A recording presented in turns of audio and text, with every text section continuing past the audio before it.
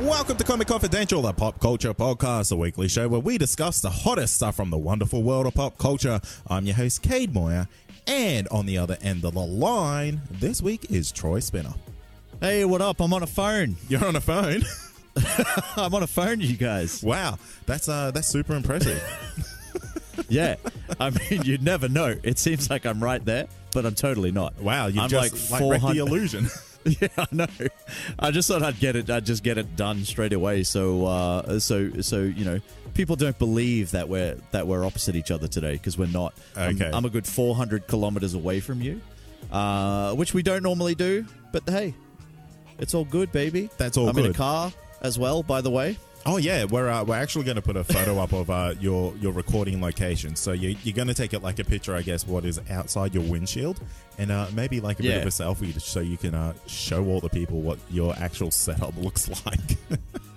I will do my best. I am in a very kind of public spot, and I have had some weird looks from some people, because here's some random guy just sitting in his car.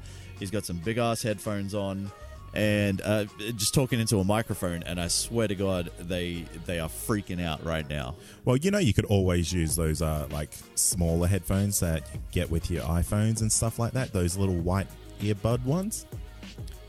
Nah, man, I'm going all out. Look, if I'm going to pull the gear out, I'm going to have all the right gear, okay?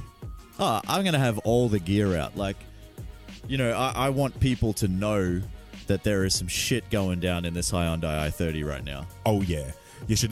We should get that sign written up. You know, recording in progress. Please make as much noise as possible. Absolutely.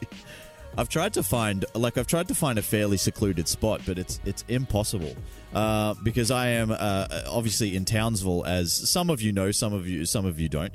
But I am in Townsville currently, and it doesn't have the best reception, so you kind of have to drive to these like public areas to get like full bars of 4G. So that's what I've done. So this is the lengths that we go to bring you this show.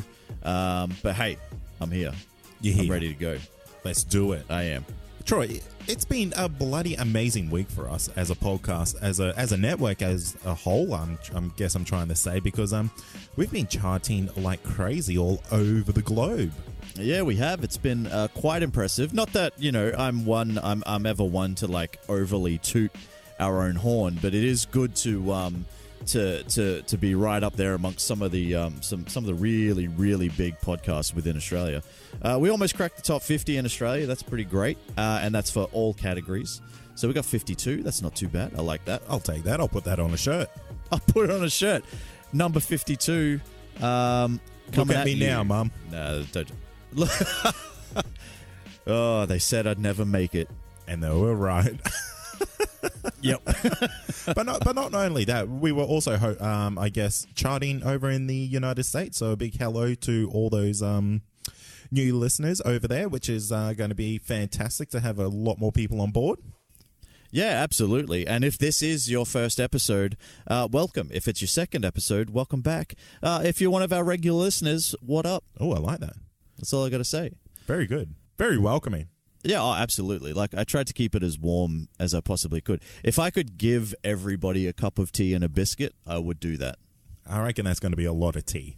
A lot of tea and a lot of biscuits, but you know, I'm willing to go the hard yards, my friend. That's what separates you, Troy, from, you know, ordinary people, and then there's you. That's what separates the men from the boys, tea and biscuits. So what else has been happening in your world? Mate, I have been trying to I've been trying to watch a lot of TV this week. So I've been kind of catching up on some older stuff. So I finished off the Preacher, which was quite interesting. Oh, you finished off season 3? Yeah, so that was that's pretty cool, because they're actually really starting to get into a lot of the storylines. It's a little bit mixed up, you know, a little bit chopped up. The things aren't really happening in order, but you know what? That's quite okay, because they're still kind of ticking off those main boxes. Nice. So if you haven't been watching that, Troy, I really recommend getting onto it for this season at least.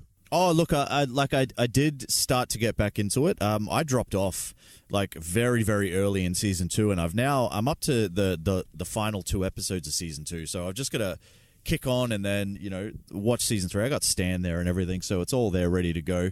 I've just got to get into it. I've just got to find the time to get out there and get into it.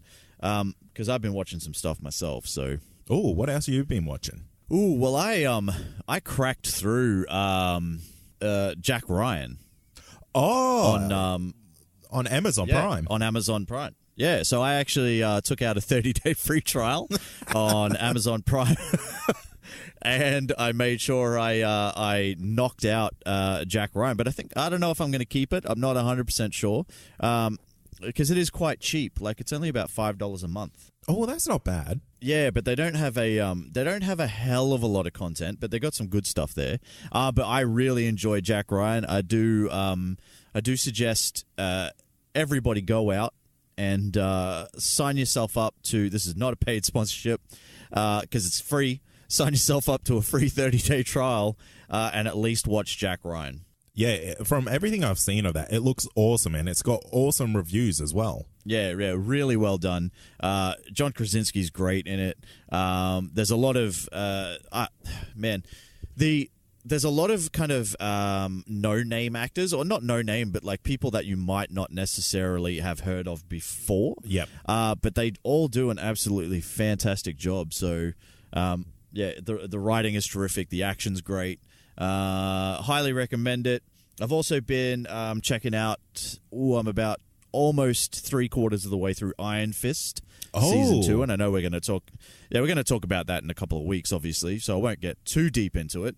But it's good. It's definitely like a step up from season 1, that's for sure. Oh, that's good to hear, because I've been hearing a couple of, mixed reviews on that one at the moment, and I'm always one to make up my own mind, but when you kind of get burnt pretty bad by these Netflix series as of late, it's pretty easy to fall into the, you know what, I think it's going to be shit before I even watch it type of mindset. Well, I guess the only thing I really will sort of say about it is...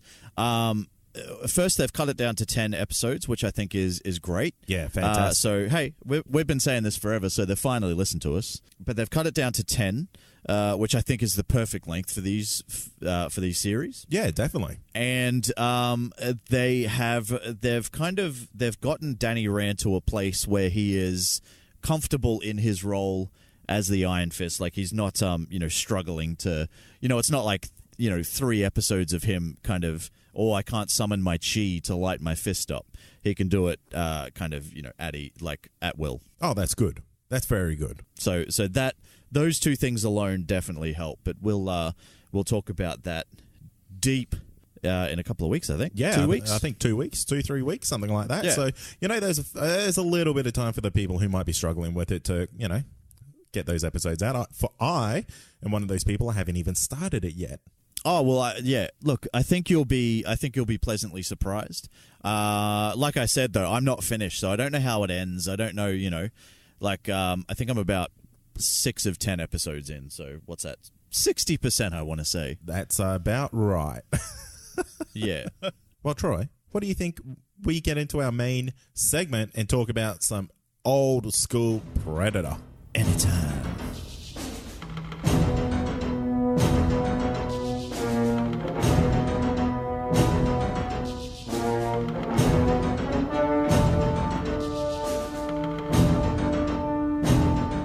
With the release of The Predator in cinemas this week, we decided to take a look back at the original action masterpiece that started it all, Predator, the movie that sent an oiled-up team of uber-jacked commandos into the jungle over 30 years ago. Predator is, in the minds of many, the quintessential 80s action movie. But how does it hold up in 2018? Before we find out, Cade, what is this movie about, as if people don't know? As if people don't know, but let me tell you, a team of commandos led by the Terminator are on a mission in Central American jungle when they find themselves hunted by an invisible extraterrestrial warrior. Ooh, sounds suspenseful. That's actually that's a pretty good synopsis. I mean, you think about... If you were to just read that a team of commandos go in a jungle and they fight an alien, it's pretty good. Oh, yeah. But I think I'm already into the trivia, man. I'm already ready to fire out some trivia. Oh, because code me in it. Well, the whole premise of this movie apparently started as a joke, and it was kind of like it was some like some executives or something were sitting around, and they were basically saying, "What if, Rocky fought E.T.?" Really? Yeah, that's how this whole thing came to be. It was a thought. I think James Cameron might have been there. Someone was there. And basically, it was kind of like, it's basically, what if Rocky fought E.T., and then all of a sudden, they created this masterpiece based on that. That's insane. So, obviously, stars Arnold Schwarzenegger as Dutch, Carl Weathers as Dylan, Jesse Ventura as Blaine, Bill Duke as Mac, Kevin Peter Hall as the Predator, with Sonny Landham as Billy, Richard Chavez as Poncho, Shane Black as Hawkins, and Elpidia Carrillo as Anna, and it was released in 1987 and directed by the great John McTiernan with a runtime of 107 minutes. So, how did this movie do financially? Well, this movie had an opening weekend of $12 million with a domestic total of $59 million with a worldwide total just under $100 million, scraping in at 98, all from a very, very modest budget of $15 million. Yeah, that's great, isn't it? Oh, it's absolutely insane, and it kind of really shows the power that a really good director can have with a very small budget. We saw this when it came to the first Deadpool movie that had, $21 million? No, $51 million. It wasn't anything... Yeah, 51 or something. Yeah, it wasn't anything like super huge, but for what that movie did was quite amazing. So with the right director, you don't need all the bells and whistles. Absolutely. And that's $98 million in 80s money. So that's a lot of cocaine, basically. That's all the cocaine. That's all the cocaine that's in Miami Vice. Yeah, absolutely. Critically, obviously, certified fresh on Rotten Tomatoes at 80% with an audience score of 87%. IMDb has it at 7.8 out of 10. And Metacritic, no one cares about Metacritic anyway, 45. Yeah, that's surprising. Yeah, it is surprising. Because this seems to be, it's one of those rare movies where the critics love it, the audience loves it, everybody loves it, your mum loves it. There's not a person out there that doesn't love The Predator. Yeah, I feel like it's just one of these movies that's really ingrained itself now within popular culture, or from what you're saying, is almost basically a dare. Yeah, pretty much.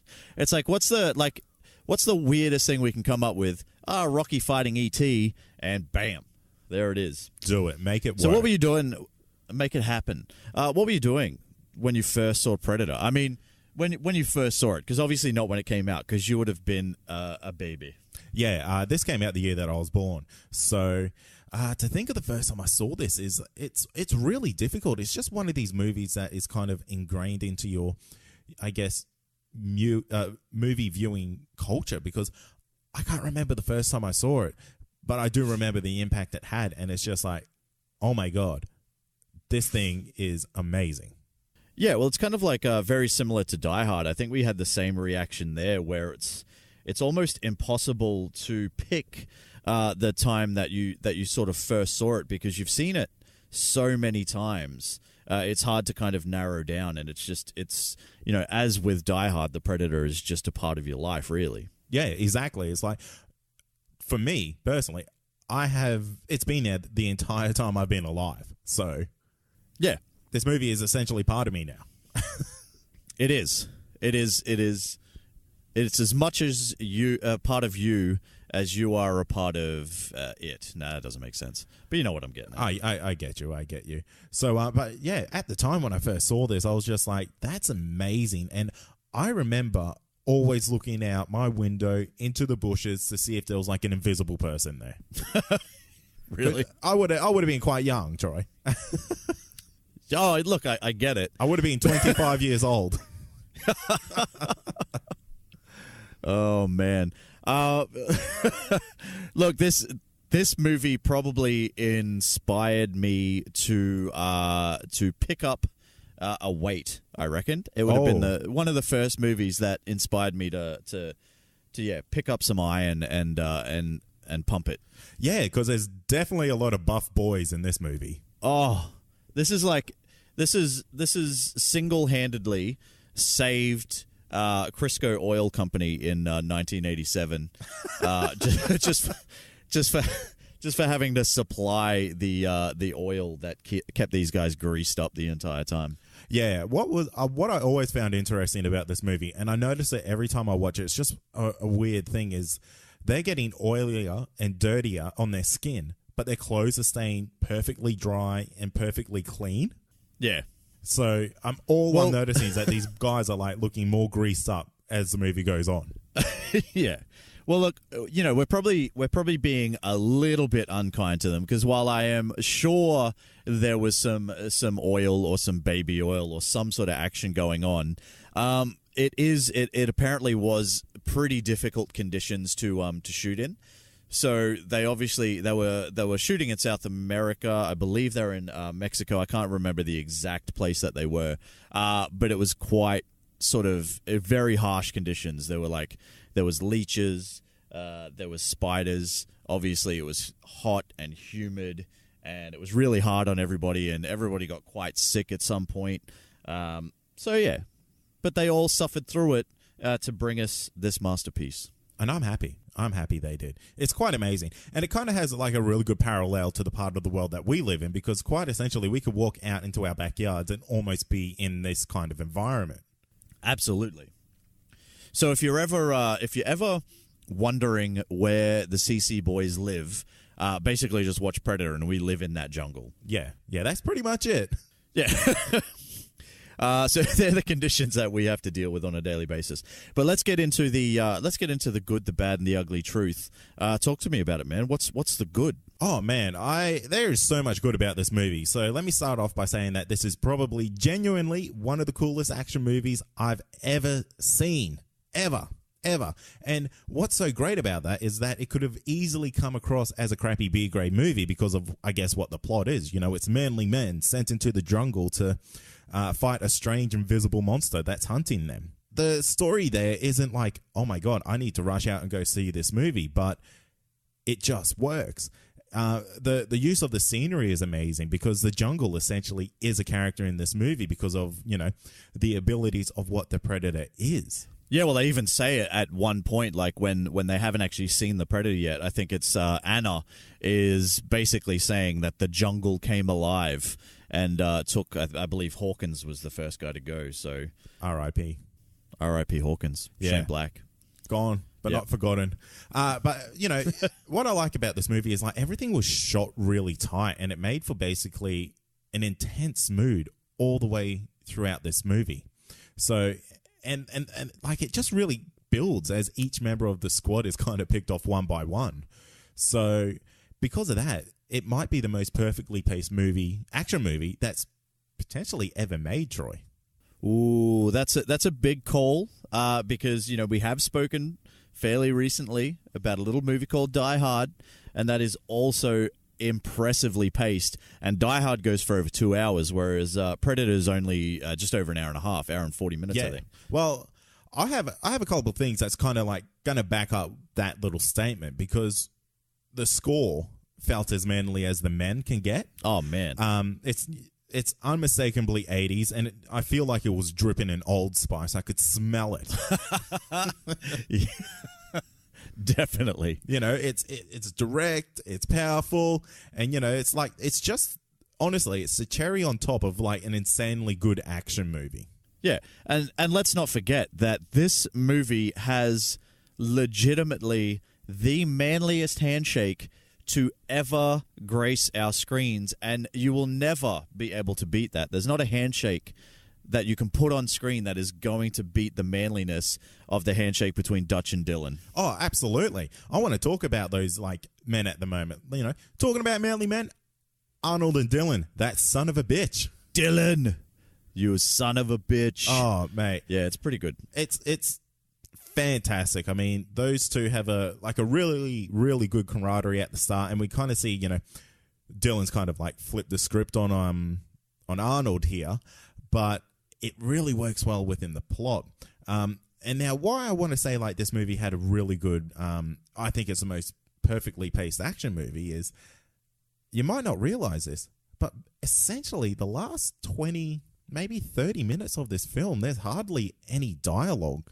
Oh, for sure. And it doesn't drop. It actually builds up pace because we know it's building up to this like final battle between Arnold and the Predator. And if it's basically like a couple of roars are let out by each of those characters. But because of the score and the way the film's shot, it's so tight. It keeps that intensity happening without, I guess, anyone having to do it. The film does it itself. Yeah, well, there's not a great deal of dialogue throughout, really. It's not like this is a real dialogue heavy script. And for the movie to work as well as it does, which for the most, like, this is a very kind of like I want to say like a Jaws effect, in the sense of, you know, the danger remains unseen for most of the movie. Yeah, absolutely. And I think that really, really helps, because as much as we, like, as much as they don't know what's going on, you know, we don't really know what's going on either. We kind of get little bits of glimpses here, and obviously, you know, it's 2018 now, and everybody knows what the Predator looks like. But back in the day, you know, when you first were sort of like the first couple of times you watched this, like, it was, you know, we're as in the dark as they were. Yeah, we just exactly. happened to know it was an alien because they put a fucking spaceship at the start. Which is only like seen for a handful of seconds. So you don't really know what's happening, but I guess, you know, you can put two and two together, and you've got to understand, yeah, they're probably being hunted by an alien. Also, It's in the synopsis, so... So, Troy, what do you like about the movie? Tell me your good parts. Oh, look, it's... man, there's so many, but I think one of the biggest things is... Well, two things that I really want to, like, talk about is the fact that like a movie it's only 140 minutes long, there's not a shit ton of dialogue or anything like that. People get picked off as we go. The way they manage to, like, give every single one of those like characters a character. You know, you actually sort of gave a shit when they died. Movies don't really do that well a lot of the times, especially action movies. Yeah, absolutely. And I think that's I think it's one of the best things about this movie is that, you know, like, all of them, you know, you give a shit when pretty much every single one of them, maybe except for Poncho, when they die. And the only reason I say Poncho is because I don't know, he doesn't really seem to have a lot to do. Yeah, I mean, this movie does something that you don't really see in a lot of action movies. Well, you might, but they don't pull it off as good as what this movie does, is that there's no exposition for all these other characters, but they actually matter to you. Exactly. So, I mean, you kind of got your movies like Die Hard and stuff like that, where it's kind of a one-man team. So that's kind of why I feel like this movie just kind of excels that little bit higher than that, just because there's more in this movie to give a shit about, but they don't address that. Yeah, for sure, 100%. And I guess the other thing that I wanted to cover off about the good is the actual Predator itself, like the look. Yes. Which, you know, I mean, I posted a video, I think it was a couple of days ago, so, you know, whatever time that was when this episode drops. But it's on our Facebook page. If you go to Comic Confidential on Facebook, the video is up there of what the original kind of Predator would have looked like. And, you know, they ended up getting, you know, a fantastic costume designer, Stan Winston, came in, designed the Predator that we have now. And I can't imagine it looking any other way and still being as cool as it is. Yeah, well, does that make sense? Absolutely, because that first design that actually had Jean-Claude Van Damme in the suit was it looked like a Star Wars clone trooper. Yeah, it was yeah, it didn't look good at all, and it wouldn't have, like, it wouldn't have been as good. I don't know. I mean, the way they made the Predator, I mean, it's like 8 feet tall, something like that. So it's still, like, it's very imposing, but it's still kind of like very humanoid, I guess. But then it's got, you know, like the mask is cool as shit, but then you take the mask off and underneath it's even fucking cooler. Like, it's ugly as shit. Or as Arnie says, you know, you're one ugly motherfucker. But it's still the design is just brilliant. Yep, absolutely. I mean, one of those masks is something that you would want in a collection. Oh, hell yes. I'm actually going to do that right after we finish recording this. I'm gonna jump on eBay or something like that and see if I can buy a replica mask, because that is something that would look awesome on your desk on a little stand or something like that. Yeah, damn straight. And let's not, you touched on it just before. Let's not forget that at some point this movie had Van Damme in it, and there are you can still see a couple of shots with him in it. But he was just essentially look, I'm going to call him out. He was too much of a bitch to stick around. So, yeah, well, you do have to kind of give him a little bit of credit. He is wearing this, I don't know, 20 centimeter thick suit, running around in a tropical jungle that's probably about 35 degrees. I'll be complaining a little bit as well, but he was also probably getting paid about $100,000 to do it. Well, probably. And a big part of the problem was that Van Damme thought he was too big of a star to not have his face on camera. So, he was apparently complaining about that as well. So it wasn't just, oh my God, my suit is hot and stuffy. It's like, do you know who I am? I'm Van Damme. How dare you not let my face be on camera? Oh, well, I mean, he was kind of a bit of a powerhouse in the 80s. So you can almost justify his response to that. But, I mean, mate, this is one of the biggest movies from the 80s as well. Yeah. So, you could have been in Predator if you had and it's not that Van Damme doesn't have a great catalog of movies up to a certain point, but he could have had Predator on his resume as well. Just think about that for a second, Van Damme. Yeah, you done fucked up. Yeah, you made a mistake, boy. You did. But yeah, I really love the entire look of the Predator, even the bright green blood and everything as well that they decided to use for it, which I thought was great. Which apparently was it was glow sticks and KY jelly. KY jelly. Yeah, I only read that today, which I thought was that's pretty cool, because you can go back and recreate your own little scenes, I guess. If you have any kind of budding movie makers out there to do a homegrown Predator remake. I just I don't know enough about behind the scenes of movie making, right? But it's kind of like, where do you get yourself to a point that you're like, all right, well, we want this monster to have green blood. And it's like, okay, cool. And we want it to be fluorescent green, you guys. Okay, sweet. So the special effects team are there like, oh, what's fluorescent green? Oh, glow sticks. Oh, but it's kind of not thick enough. What can we do to thicken it up? And some dirty perv at the back is like, oh, fucking KY jelly? And then they mix the shit together, and it's like, where do you get to that point where you're throwing your hand up and saying, let's put some KY jelly with this? Well, Troy, this was back it's an age of practical effects. So, I feel like there's hidden rules of KY jellies that we don't know yet. We only associate it with the sexual kind of connotations of it.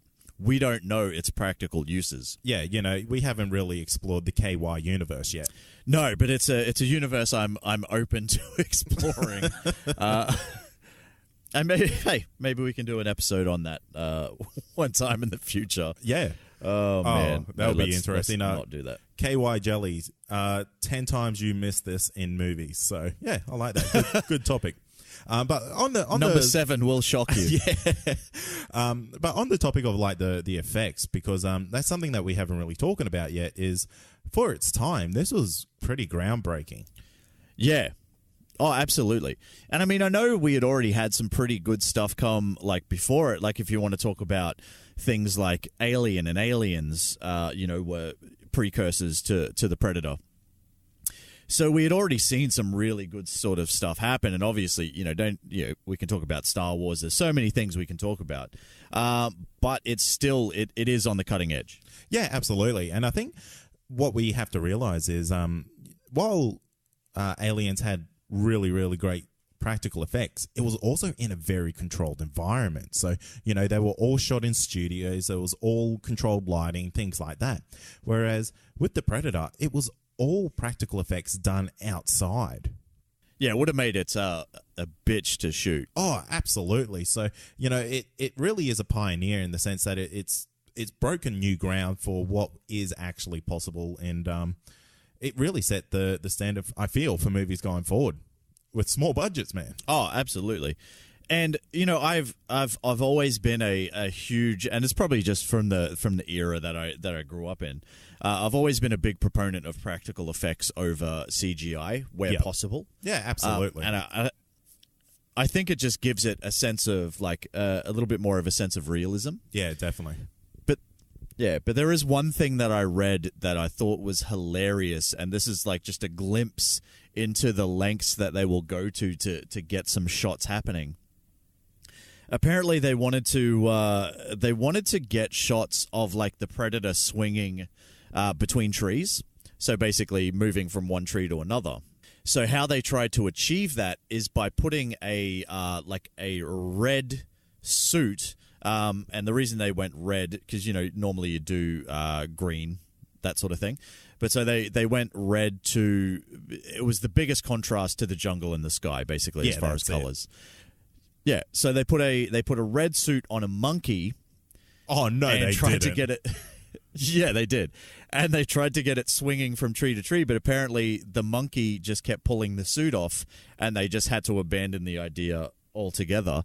But like, I think that's hilarious insofar as the lengths that the movie makers went to just to get a shot of the predator just swinging from tree to tree. It's like, well, let's get a monkey, let's chuck it in a red suit and see what happens. Apparently, monkey just wants to get naked, so fair doesn't enough. Always work. I don't blame it. I don't blame it at all. All right, Troy. Do you want to? We'll try move into the bad, because I don't know about you, but I haven't really got a lot of bad things to say about this. Oh, look. The bad, no. Like, what? You could probably, you could nitpick, obviously. This is an 80s movie. Exactly. You know and that's actually my first line of notes is, this is nitpicking. Yeah. But, so I don't really have anything specific that I want to talk about, because I think the movie is done so well. Like, you get some great characters. I think there's probably a couple of bits of like CGI or it wouldn't have even been CGI really, or maybe it was, but that don't quite hold up. I think they probably shouldn't have had the spaceship at the start. God, I'm being a bitch though. Like, I'm just, you're just picking shitty things. Mythbusters proved that covering your body in mud doesn't sort of drop your temperature or whatever. So I don't know. They're my things. What do you got? Yeah, look, I guess mine is like some of the supportive characters are a bit meh. Like there's a couple of standouts in there, but then you got a couple who are just like, you're not pushing this story. There's really, really little things, and like this is nitpicking to the nth degree. Is we got one of Arnold's men who has this minigun type of thing, and for him Blaine. And for him to carry that around would be like hundreds of kilos worth of ammunition, because I don't know if you realize, but that guy is literally just mowing down trees with it. Oh yeah. Well, again, it is nitpicking because it looks fucking insane. Yeah, and I mean exactly. insanely good. Exactly. So I wouldn't. And that's it. It's just like, I'm like, that's not practical, but it's cool. Yeah, it's cool as shit, but that's not the gun you're going to take into the jungle. Like, what do you think is happening? Where you need to basically take a gun that's designed for the side of a helicopter and go, yeah, fuck it. I'm just going to carry this thing around with God knows how much ammunition. Like, he's a big boy, but I mean, still. But yeah, it's crazy. But that you did just remind me of something that I didn't actually like of the movie, and that's Billy. So not so much the character of Billy, the tracker, because I think he's great. It's more just the death of Billy and the fact that it happens off screen. So you get this kind of he knows something's out there, and, he can sense it before anybody else can sense it and all that sort of stuff. And, in the end, he's just like, fuck it. I'm going to stand on this bridge or whatever it was, and I'm going to fight this thing tooth and nail hand to hand. I got a knife. I cut myself on the chest with it because I'm cool. And then his death happens off screen. So you don't actually get the payoff of all the coolness that happened before that. And I think that's a real letdown for that character. Absolutely. I'll agree with you that on that 100%, because he's kind of built up to be this like almost mystical level character. That's part of this troop. And he just kind of seems to sacrifice himself for no good reason. Because, maybe they could have blown up that tree. Maybe they could have like tried to limit the access that the Predator had. But yeah, he kind of decided to stand there, rip his shirt off, cut himself, and then he gets this like unceremonious death. Yeah. So for me, it's not so much the act of, because I get that. He's just like, I'm fucking Billy. I'm going to take this thing on, myself. And I know I'm probably going to die, but, fuck it. I'm a man. And yeah, then you just hear this scream off camera, and that's it. And I think, I don't think it was good for the character. Oh, just before you move on, I just want to touch on something that I kind of read, and that the Predator will always keep its skull of a formidable foe, and we actually see him take his skull. Yes. So that kind of means that there could have been a potential amazing fight there that the Predator's like, you know what? You're worth a trophy. Absolutely. And I have seen The Predator now, the 2018 version, and they do go into that a little bit more, and I won't spoil that because we are going to talk about that next week. But yeah, they do go into a little bit more as to why they pick and choose people and all that sort of stuff. But yeah, we'll talk about that next week. The other thing I wanted to mention quickly, just in regards to the bad, is Arnie's incessant need to have these ridiculous one-liners. And, so he throws this massive machete and it hits this guy and he's like stuck to a wall. And naturally he turns around and says, "Stick around." And it's kind of like, apparently that was all improvised and all that sort of stuff, but it doesn't actually fit. No, into the not to the movie at all. Yeah. So, and there's 2 times that he does it. He kicks a door in, he's like, "Knock, knock," or something. And then, yeah, he throws the knife and it's like, "Stick around." And apparently everything was improvised by Arnie, but it's like, you didn't need to say any of that. Like, none of that works with the character. Like, none of it works with the tone of the movie. Like, I think it was almost as if he's like, I am going to come up with a brilliant catchphrase somehow from this movie, and I'm just gonna fucking throw stuff and see what sticks, no pun intended. Yeah, exactly. But yeah, we obviously get a lot of like absolutely classic lines from this movie, and one of the biggest ones would obviously be "Get to the chopper." So he gets there in the end, but yeah, it didn't seem like it was worth it. I agree with you 100% on that. The Ugly Truth, Troy. Tell me about this. What's your final thoughts about this movie? Well, if you haven't guessed already, I absolutely love it. It is dead set one of my favorite movies. It is one of those ones that even 31 years after its release, I can watch over and over and over again. And I was almost hesitant. I'm like, oh, do I really want to watch Predator again? When I did watch it this week for the show, it's like, I've seen it enough. Like, I should know what's happening. But I'm like, no, I'll stick it on. And as soon as I stuck it on, I was in. I was done. So the ugly truth is there is nothing ugly about this movie. There is big, beautiful, glistening, jacked commandos in a jungle fighting a sick-looking predator. And it is just fucking brilliant from start to finish.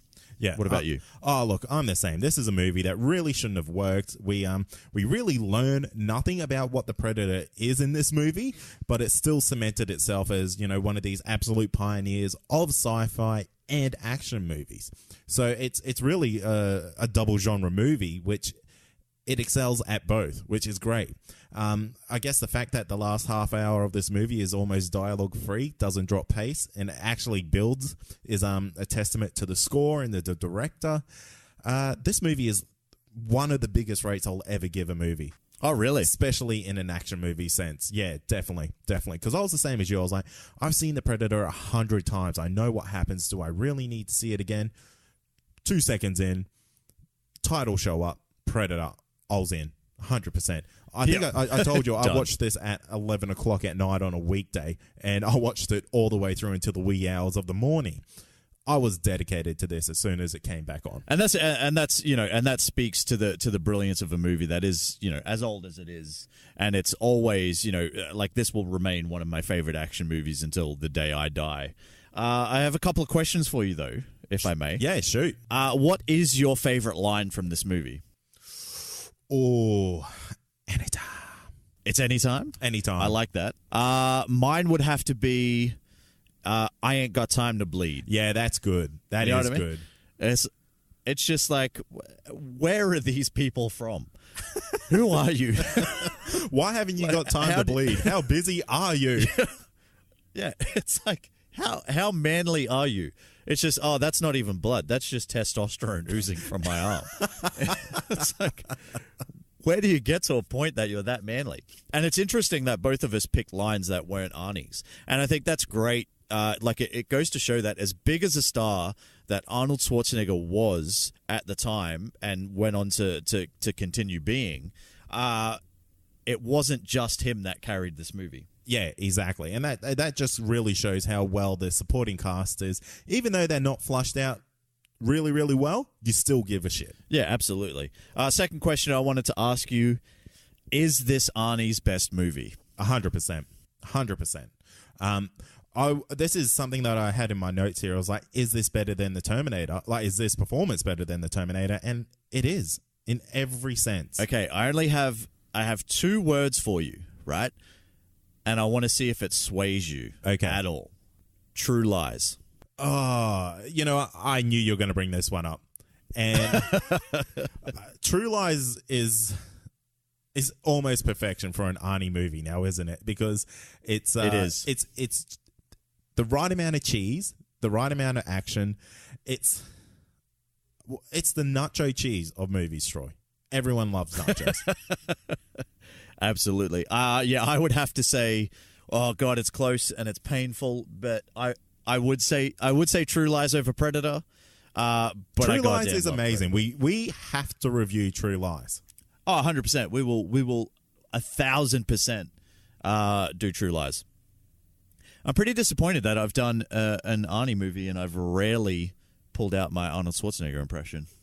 I'm ashamed of myself. I'm quite relieved, to be honest. Okay, so we'll finish it off. Hit, shit, or split. Where does it fall? Absolute hit, mate. Absolute hit. One of the biggest hits that you'll ever see. What about yourself? The same. You're not going to get like a better recommendation from the both of us. If you haven't seen this movie, what the fuck, man? Like, how? Go out and watch it now. Do it. Do it. Come on. Well, that's the show, everybody. I really hope you enjoyed it. And if you did, there are 3 things you can do to help support the show. Number 1, you can go to iTunes and leave a 5-star rating and review. Number 2, you can go to patreon.com/ComicConPod and sign up to become a Patreon to help support the show on a monthly basis for as little as $1 a month, that is. Or you can share the show around social media with your friends, and that would help us out a great deal as well, you guys. Oh, yeah, it would. But be sure to join us for next week's show where we check out the 2018's version of The Predator. And boy, do I have some things to say about that movie, which I saw just today. So I'm looking forward to that. Hopefully, when are you going to go see it? Well, based on from what you've told me, I am going to go see that on a tight-ass Tuesday and save myself some good old money. Well, not that that's a precursor to how I think about the movie. I'm not saying it's shit, but I'm also not saying that. So let's move on. In the meantime, you can join in on the conversation at Comic Confidential on Facebook. We've got the Comic Confidential listener community as well. You can join there, jump in with a whole bunch of other people that love talking about this sort of stuff as well. What else do we have? We also have an Instagram and Twitter. That's at Comic Con for both of those, along with our website. That's comicconpod.com with past episodes, future episodes, and everything in between. We are done. We're going to get out of here. I've been in this car now for a good hour and a bit. I feel like the police are probably going to come soon and take me away because I'm in a park as well. So, oh my goodness, let's get you out of there. Yeah. So that's it. Thanks for listening. As always, I'm Troy. I'm Cade. And this has been Comic Confidential, a pop culture podcast. Cheers. Peace. If you love this podcast, then head over to comicconpod.com to check out the other incredible shows on our network. Whether you love comedy, pop culture, or movie and TV reviews, CC Radio has got you covered.